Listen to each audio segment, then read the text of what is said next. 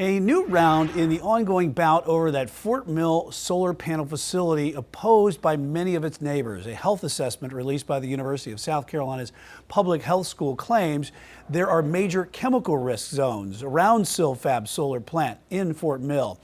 But as South Carolina Bureau Chief Shakira Speaks reports, Silfab representatives say the study is inaccurate and incomplete. A second university is releasing a report on the controversial solar panel manufacturing company Silfab Solar in Fort Mill.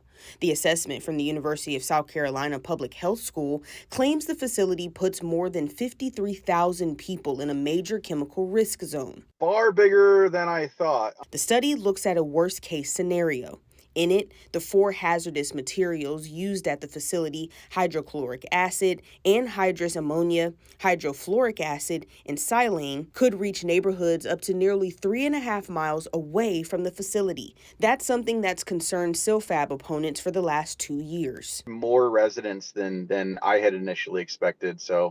And obviously more schools, more apartments, more retirement communities. And that's grossly inaccurate. Silfab Operations Director Greg Baston says the USC model does not account for buildings, hills, and trees around the plant site, which could limit the spread of contamination.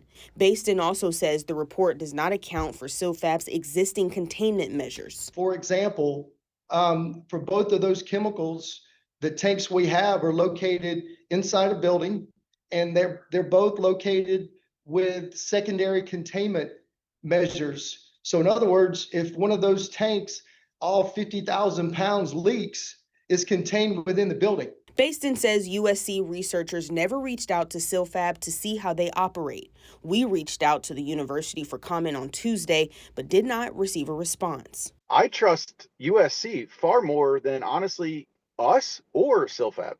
Because obviously Silfab wants to stay, and we believe they're in an incorrect zone location. The new report has some members of the York County Council considering whether they should stop Silfab from operating. So I'd recommend that we have a chance to read through this information. It's very alarming what I'm seeing, in that we would have a discussion in regards to this in our next council meeting, and then hopefully we will then talk about whether we would do a cease and desist on that. But Basden says York County leaders recruited Silfab to Fort Mill. With all those boxes being checked, along the way, we got the approvals through all of our construction permits and all the approvals. I mean, it makes sense for us to keep pressing forward. Reporting in Fort Mill, Shakira Speaks, Queen City News.